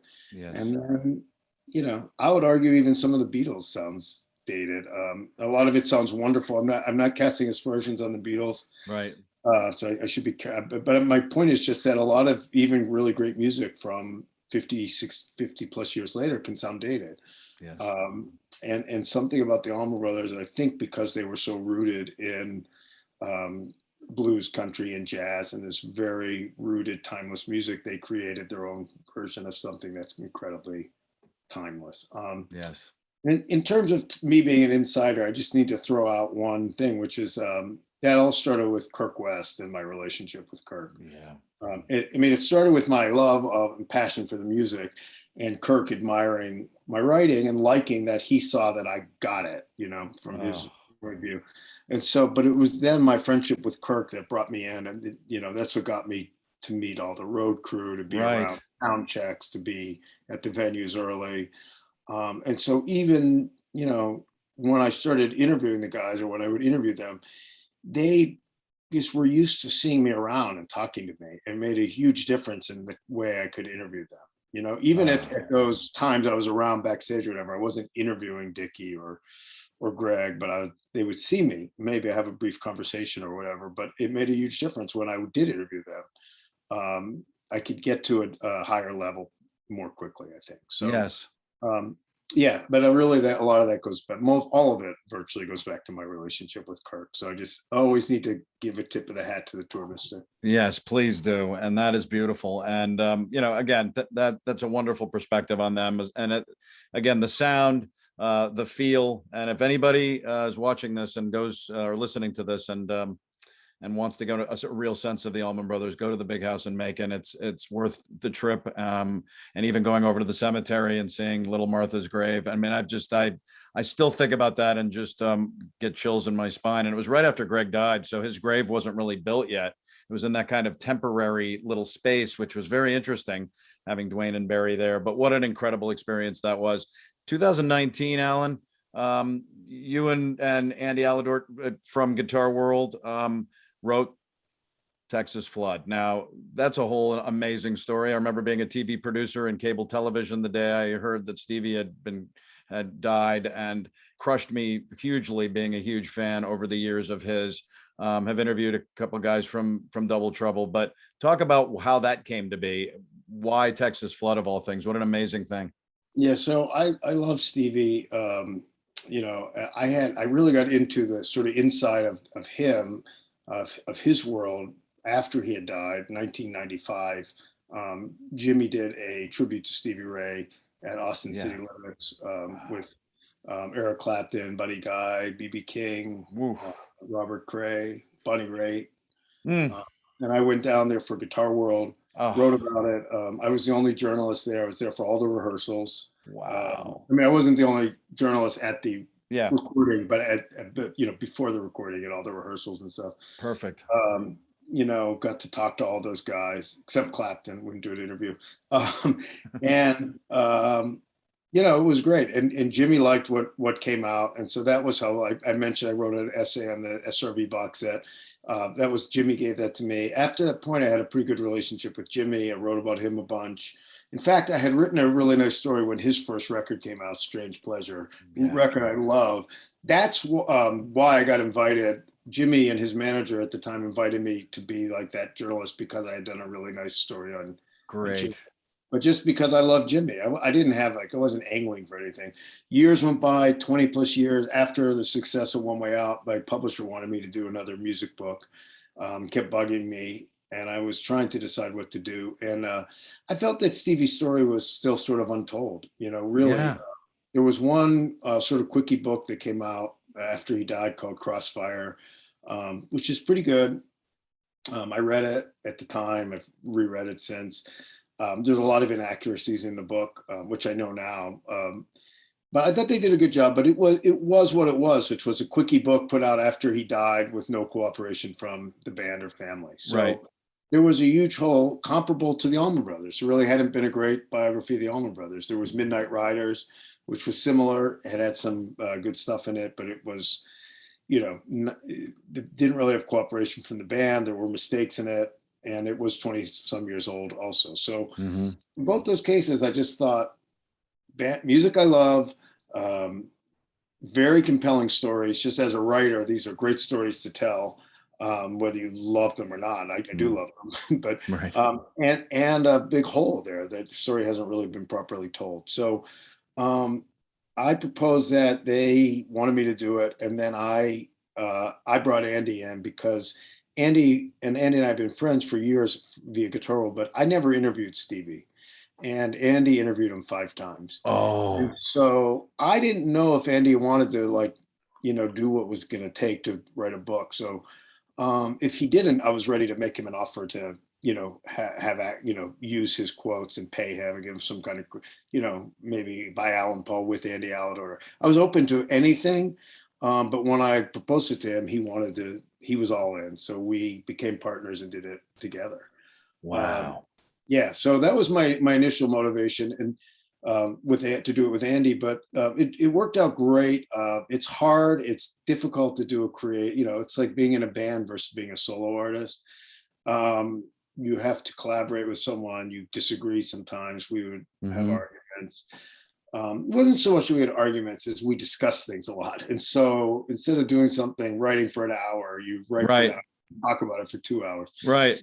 So it became a pain at times, but I think it really made for a better book. It was kind of like having an editor as you write. I mean, we had to defend things to each other, so there was like, you had to if he wanted to put something in, it had to cross my bar of approval, and vice versa as well. And my only regrets in my first 2 books, Big in China and One Way Out, were things I left out. Really? Because I like to really keep the momentum going.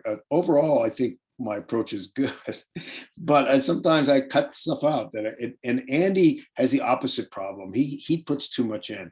So our strengths and weaknesses complemented each other, if that makes sense. Right. So, sure. I probably cut out more stuff of his than he convinced me to keep in. But so on that level, I did more than him. But this is a big but. The stuff that he won and got me to keep in that I would have cut was great. And it was exactly the kind of stuff that I cut out because, it was tangential, sort of, but fascinating. Right. Sometimes it's okay to be a little tangential when it's interesting enough. Sure. And so working with Andy brought me around to that, and I'm glad I did. And I still, despite that, only regret things I left out of Decks of Fun, but there's less of them because I bet.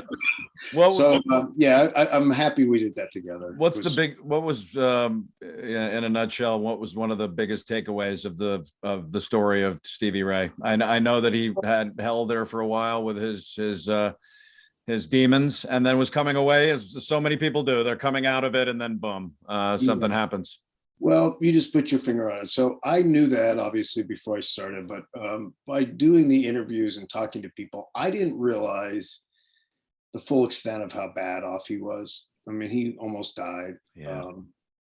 Literally just almost died from alcohol abuse, and how complete his recovery was and how important it was. And I leaned into it. We leaned into it more than we thought. So at some point in the writing of the book, I was talking to a young relative of mine, someone who's married to my cousin actually, and he was probably a couple of years old when Stevie died. And he was really excited when I told him what I was working on. I was a little surprised. I said, "Oh, you're a fan of Stevie Ray?" And he said, "Well, sort of, but I'm a big fan of his sobriety. This guy is in the program and had studied Stevie Ray and some of his talking and writing about sobriety." And so he said he's a huge hero in the 12-step program, and we talk about him a lot. And that really moved me, And I remember I called up Andy. I talked to him at length about that, and I called up Andy afterwards, and I said, I know we are writing a lot about his sobriety, but I still don't think we're there enough because, he remains this hero 30 years after his death. It's kind of amazing. Yes. And I so we leaned into it and we talked to a lot of people about it, and I'm really happy we did. A lot of people have reached out to me about that aspect of things, and it's very moving. It's very, very moving to me. If I could talk to Stevie, if I could interview him, people have asked me that, what would you ask him? And I always say I wouldn't ask him anything. I would just tell him that 30 years after he died, he's inspiring people to get clean and stay clean. And I think it would mean the most to him of anything. Yeah, even more than his influence as a musician. I think so, yeah, because it was that close to his heart. And it's inseparable. It's just such a big part of his story. And in fact, when I interviewed David Crosby for the Wall Street Journal, I don't remember exactly what I asked, but he was impressed with a question I had asked about sobriety. And so he said to me, "Are you in the program?" And I said, "No," which is just, it's just luck, I mean, I engaged in some excessive activity when I was younger. Basically I just started drinking when I was like 14. Wow. I'm not proud of that. It's just, and I had a lot of friends from that era who things didn't work out that well. A bunch of them have, had multiple marriages and related to their abuses and been in and out of programs and stuff. Right. And it's just lucky for me. It's not strength of character or anything. It's just, I didn't have that gene or whatever. So, right. I just I appreciate that now, that we were sort of playing Russian roulette. It wasn't anything I did. Right. And sometimes people mistake that. They think that they have such strength or something. And I probably maybe even thought that myself at some point, but I have come to understand and appreciate that side of things a lot more. I learned so much writing about Stevie, and a little bit about the Allman Brothers. But the Allman Brothers never had a member of the band who dedicated themselves to recovery and sobriety the way Stevie did. Right. They didn't. So no, that just made a huge impact on me, and it's humbled me, really. That part of Stevie's legacy is huge and important. Oh, that's fabulous. I don't think I was aware of that. I knew that he had recovered from the depths of hell in his abuse and stuff, but I didn't know that he was such an influence to others on that. That just shows that his influence goes beyond his absolutely unparalleled guitar playing that we all love and adore. Alan Paul, this has been, for a music writer of myself, a musician, a guy who adores music more than anything on earth, as you do, I'm sure, and so many of our friends and family. Thanks so much. I wanted to find out before I said bid you adieu here. You said you're going to be writing another book. Is that in motion? This next one about the Allman Brothers? It's in motion. I'm in it up to my neck every day now. Wow. I haven't really told anyone about it, so I'm going to give you an exclusive because it's time to sprinkle it out there. But I'm not going to really start talking about it for about another year probably. Right. It's really a deep dive into the Brothers and Sisters era, and not just about that album, but about the album and about its impact and its influence. So I think it sort of created what came to be known as Southern rock, really spun out of that. They had very close relationships with the Grateful Dead during that period. So I think I'm doing the most in-depth exploration of the relationship between those two bands. That's great. Very in-depth section on Watkins Glen, which happened in summer of '73. Is the biggest rock festival ever. Right. A lot of stuff about Lamar Williams and Chuck Leavell and their incredible additions to the band. And Lamar's story is fascinating. He was a Vietnam vet who went AWOL over there and wandered around the jungle. Oh, yes. People are going to learn a lot about Lamar and his own background and his remarkable story. And then, of course, they were very involved in Jimmy Carter's campaign. And then Gregg married to Cher. And so we've got celebrity culture in there. We've got American politics. And it's really, it's exciting. It's challenging. And it's a lot of fun. It's very different than the other books I've written. And so that alone makes it challenging and fun as a writer. That's fabulous. Where can people keep up to date with you right now on what you're writing currently? I know that there's a bunch of things that are continuing to churn along. I have a Facebook page, which is Alan Paul Author, and I have a blog, Low Down and Dirty. I love it. Which is a Substack. If you search Alan Paul, Low Down and Dirty, or Alan Paul Substack, it'll come up. Or I link to it all the time on my Facebook page. So, and one other thing I'll say, I have these all over my desk right now. So Kirk West, at some point, this says, Gregg Allman interview July 6, 1981. Johnny Sandlin, October 24th, 1984. Chuck Leavell, August 22nd, 1978. So it's just a taste. I have hundreds of these. Kirk did hundreds of hours of interviews for a Allman Brothers book that he was working on, but never wrote because he then became employed by the band. And those tapes have been gathering dust, and they're going to be used in my book. The last few days, I've been going through these. I don't know if you can read them. These are Gregg Allman interviews. Oh, man. 1985 and 1987, 1984. Oh. They're unbelievable. And they're incredibly time consuming. I'm digitizing them and transcribing. I can't transcribe all of them because it's too much time, but right. It's fascinating to listen to Gregg speak for hours about the hourglass and the almond joys, but it's not really relevant to this project.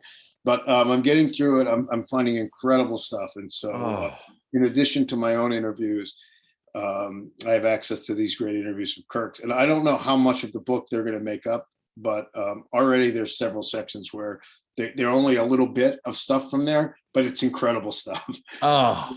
I'm very excited about that. Oh man, I can't wait. After what you gave me in One Way Out, thank you. Bring it on, my friend, because again, it's the food that keeps music fans. Forget the music writing, maybe over here. I'm a music fan at heart, as I have been for 50 years, and you have fed us with some of the most wonderful stories and some of the most great insight. And I'm going to continue to plug what you're doing, keep in close touch, because I want to hear what's going on with that. And also, real quick, you've got the Friends of the Brothers playing still, which is some members of amazing Steve Morse band. I've interviewed Steve. Yeah. I love him. Dixie Dregs, Les Brers, a bunch of guys.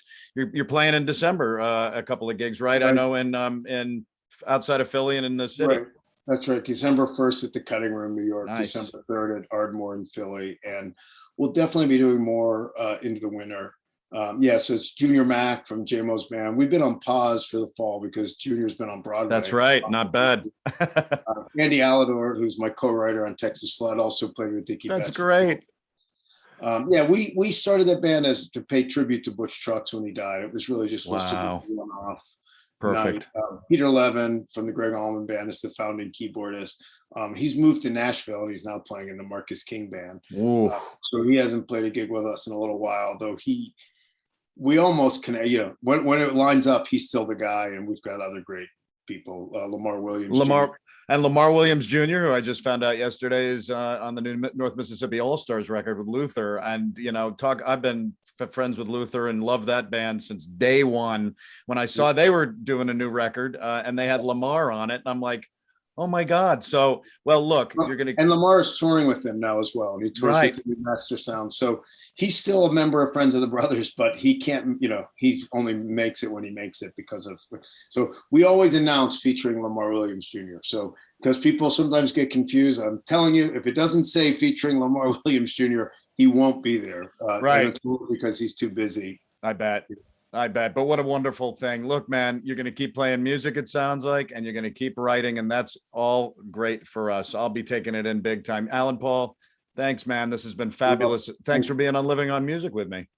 Thank you. Thanks for having me, and thanks for your support of the music as well. Yeah, it's been an incredible run the last year and a half to kind of keep musicians engaged and alive. And I know that's what you and I are here for, as well as playing music. So keep in touch, man.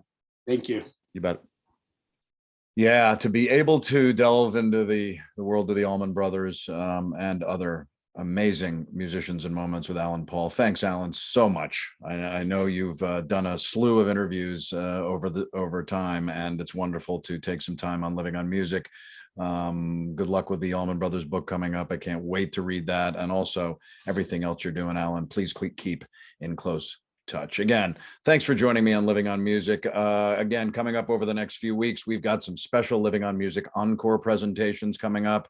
Some wonderful stuff. We just had John Kadlicic, the Grateful Dead aficionado for the Further band, and also Dark Star Orchestra on. And we're going to also be having some ones. Jenny Langer, we're going to repost Billy Coulter, Cindy Blackman Santana. So over the next few weeks, as the holidays come through, my gifts to you are some encore presentations of Living on Music and your chance to win, Living on Music mug. So watch and listen and become a part of Living on Music. Go to my YouTube page, if you would, channel Living on Music with Steve Houck, and please subscribe. We're trying to raise the subscriptions up there, and I think you'll really love the content of the shows that we're posting on there, and also livingonmusic.com and Living on Music with Steve Houck on Facebook. Thanks very much, everybody, and don't forget to keep living on music.